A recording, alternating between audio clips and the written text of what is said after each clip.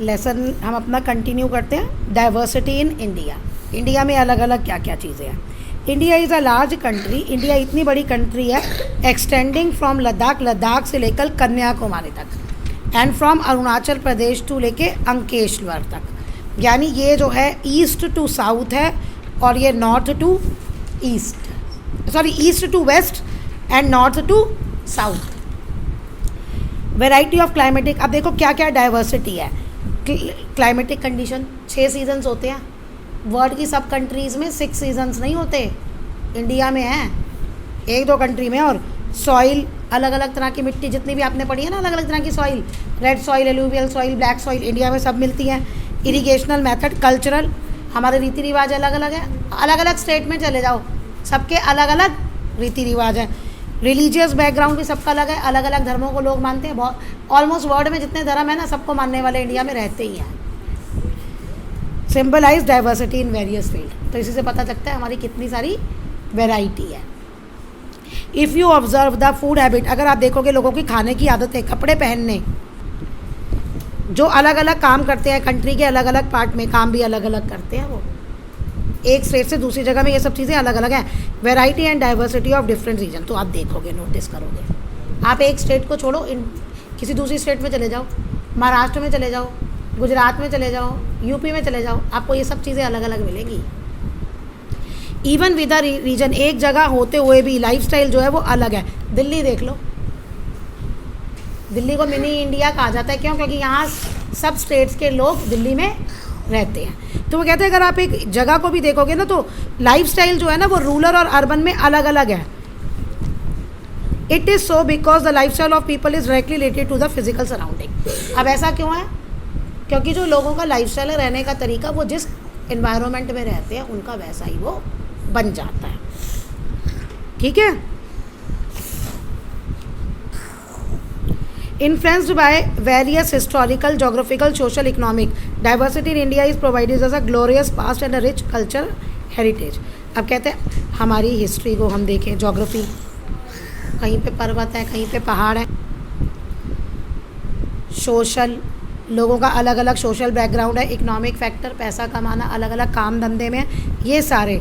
तो इंडिया में इसको देखा जाए, अगर इन सब चीज़ को देखें तो हमारा पास्ट ऐसा है जिस पे हम गर्व कर सकते हैं, और हमारा रिच कल्चरल हेरिटेज है। कल्चरल हेरिटेज, कल्चरल हेरिटेज का मतलब होता है सांस्कृतिक विरासत, यानी पुराने ज़माने से जो हमारा चला आ रहा है ना, अलग अलग, जैसे हमारी मॉन्यूमेंट्स हैं, हमारे ग्रंथ हैं, राइटिंग्स हैं, वो सब। This pave the way for the unity in India, और इसी की वजह से यूनिटी इन इंडिया है कि हमें हमारा जो इतनी डाइवर्सिटी है, इतनी जो अलग अलग चीज़ें हैं, ठीक है, उस पर हम गर्व करते हैं। इसी वजह से हमारी यूनिटी इन इंडिया है। अब उसी को पढ़ेंगे, यूनिटी इन इंडिया। मतलब इतने सारे इंडिया में 28 स्टेट्स हैं, सबकी भाषा अलग है, पहनावा अलग है, खाना अलग है, फिर भी सब इंडिया में सब लोग मिलजुल कर एक इंडिया के अंडर ही, एक कंट्री के अंडर ही रहते हैं। Indian unity is not something impose from outside. India की जो यूनिटी है ये कोई बाहर से नहीं आई है, किसी ने हमें बाहर से सिखाई नहीं है। It is the outcome of our appreciation and tolerance of different belief and custom of India. तो ये किसका है? आउटकम मतलब रिजल्ट है, किसका? एप्रिशिएशन। एप्रिशिएशन मतलब जो हम अपनी डाइवर्सिटी की प्रशंसा करते हैं, जिस पे हमें गर्व है, हमें दुख नहीं है कि हम इतने अलग अलग वो रहते हैं, मिलजुल कर रहते हैं हम, ठीक है। और टॉलरेंस मतलब होता है सहन करना, जो अलग अलग हमारी सोच है, विश्वास है, जो हमारे अलग अलग, जो हमारे अलग अलग रीति रिवाज है, तो हम एक दूसरे को वो, हम कहते हैं तुम भी अपने रीति रिवाज मानो और हमें भी हमारे मानने दो। कोई भी मंदिर जाता है, गुरुद्वारे जाता है, मस्जिद जाता है, हम किसी को रोक नहीं लगाते, कोई कहीं भी जा सकता है, कोई भी रिवाज, धर्म अपना सकता है, कोई किसी का भी फेस्टिवल मना सकता है। In fact India's unity in diversity is a unique feature. Unique मतलब सबसे अलग है, which has always our source of strength, जो हमारी एक ताकत है। यूनिटी एंड डाइवर्सिटी जो है वो इंडिया की एक ताकत है।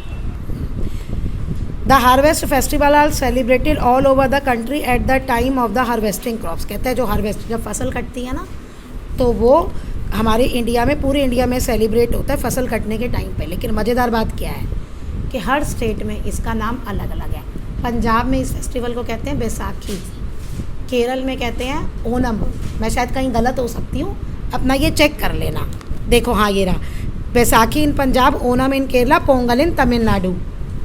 नाम अलग अलग है लेकिन चीज़ एक ही है।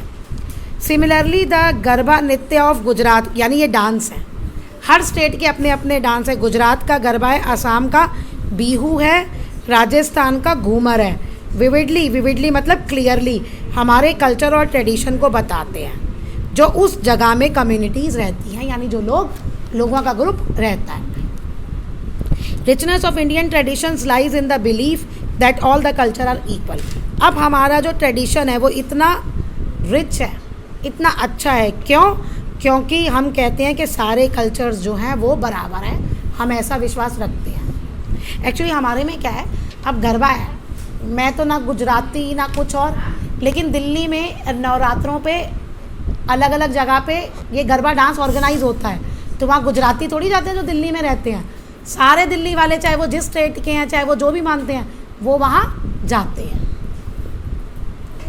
We Indians feel proud of our rich heritage culture. तो रिच हेरिटेज कल्चर जो है उस पर हमें प्राउड है। Our respect and faith in this cultural diversity has kept India united and integrated. अब क्यों हमारे में यूनिटी इन डाइवर्सिटी है? इंडिया क्यों एक कंट्री है? क्योंकि यही हमारी रिस्पेक्ट और हमारा विश्वास इस कल्चरल डाइवर्सिटी में है। अगर तुम किसी और दूसरी कंट्री में जाओगे ना, जैसे हमारी इंडिया तो सेक्युलर कंट्री है, लेकिन तुम पाकिस्तान में जाओगे, बांग्लादेश में जाओगे, वहाँ ऐसा नहीं है। वहाँ वो जो उनका मेन धर्म है ना, जो मेजोरिटी है, वो उसी को फॉलो करते हैं। और कई जगह तो ये दूसरे करने के राइट्स भी नहीं है कि आप कुछ और नहीं अपना सकते। अब है inequality and constitutional provision to safeguard them. अब आपने देखा कि अलग अलग अब क्या क्या इनइक्वालिटी है। अनफॉर्चुनेटली कहता है, बुरी बात है ये, कि increasing social and economic inequality. Social मतलब गरीब अमीर, है ना, ऐसे। और इकोनॉमिक मतलब भी वही होता है, पैसा कमाना। मतलब इकोनॉमिक मतलब तो गरीब अमीर आता है, सोशल में और भी आ सकता है। जैसे हम कास्ट सिस्टम लगाते हैं, कास्ट होता है ना, कास्ट सिस्टम पता है ना, कुछ ऊपर की कास्ट होती हैं, कुछ नीचे की कास्ट होती हैं, कुछ खुद को कहती हैं कि हम सुपीरियर है और दूसरों को वो इन्फीरियर समझती हैं। रूरल और अर्बन दोनों एरियाज़ में have led to discrimination in the society. इससे सोसाइटी में डिस्क्रिमिनेशन, यानी जो गरीब है, अमीर उसका के साथ बुरा व्यवहार करता है, शोषण करता है उसका। डिस्क्रिमिनेशन का राइट वर्ड शोषण है। They are various reason for it. अब इसके क्या कारण है?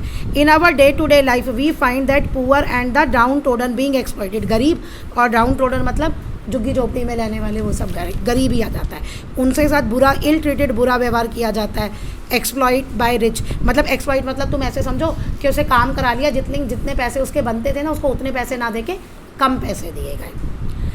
The follower of one religion look down upon other. अब एक धर्म के मानने वाले दूसरे धर्म के मानने वालों को नीचे समझते हैं, मतलब वो कहते हैं हमारा धर्म ज़्यादा अच्छा है। पीपल स्पीकिंग, जो अलग अलग लैंग्वेज बोलते हैं, उनको भी इशू आता है। Man folks exploiting the women, आदमी भी औरतों का शोषण करते हैं। तो ये सारा चीज़ है। तो ये इतने डिफरेंसेस हमारी सोसाइटी में एग्जिस्ट करते हैं। तो कैन नॉट, अब इसको हम डाइवर्सिटी नहीं कह सकते। डाइवर्सिटी मतलब अलग अलग होना, लेकिन प्यार से रहना, अच्छे से रहना। लेकिन यहाँ तो एक दूसरे को नुकसान पहुँचा रहा है। तो they are called inequality, prejudice and discrimination. तो ये सब नाम है इसके, ये दोनों आ सकते हैं। ठीक है। प्रेजुडाइज क्या है? मतलब आपने खुद ही मान लिया कि आप दूसरे किसी धर्म से, कलर से, इंडिविजुअल से ऊपर हैं इन सब बातों पे। जैसे अमेरिका में वाइट लोग सोचते हैं कि हम ब्लैक लोगों से अच्छे हैं। आपने अपने आप ही मान लिया, सोच लेना, ये पहले से ही ये चलता आ रहा है। तो वही आगे बच्चों में भी वही फीलिंग जाती है। या एक धर्म जब मान लेता है कि मैं दूसरे धर्म से ऊपर हूँ। अब डिस्क्रिमिनेशन, ये जब मान लिया और उसके बाद जो खुद को अच्छा मानता है और वो जिसको बुरा मानता है उससे जब वो बुरा व्यवहार करता है, तो दिस इज़ डिस्क्रिमिनेशन। ठीक है, ये दोनों इम्पॉर्टेंट है।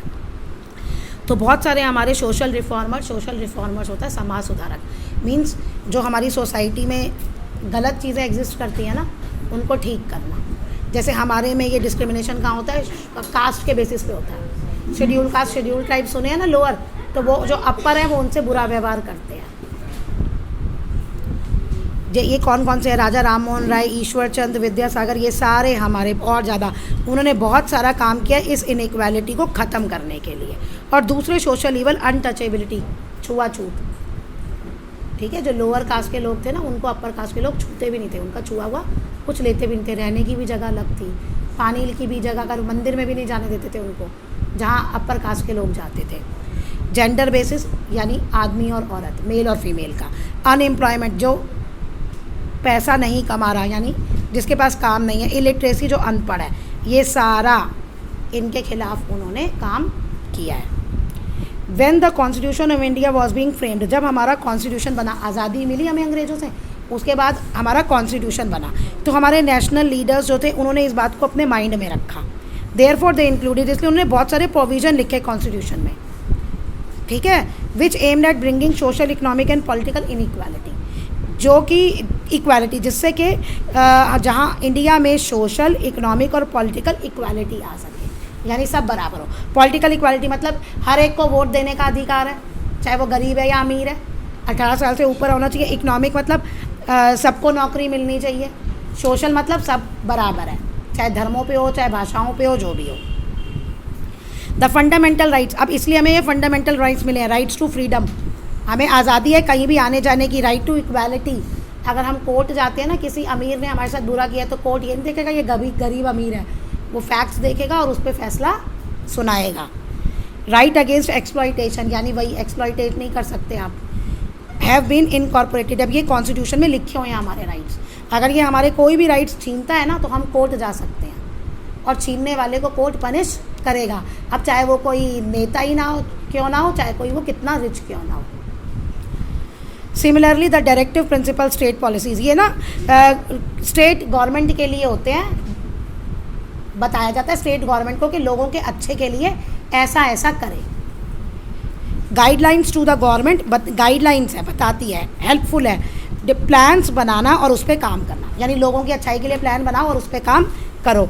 Directive principles have gone a long way in achieving national goal of economic and social justice, तो कहते हैं इन्हीं डायरेक्टिव प्रिंसिपल्स की वजह से have a long way in achieving, तो कहते हैं हमारा जो इकोनॉमिक और सोशल जस्टिस का नेशनल गोल है ना, पूरे इंडिया के लेवल पे, उसे अचीव करने में एक लंबा रास्ता तय किया है। बनाती स्टेट गवर्नमेंट है, लेकिन अचीव होता है नेशनल लेवल।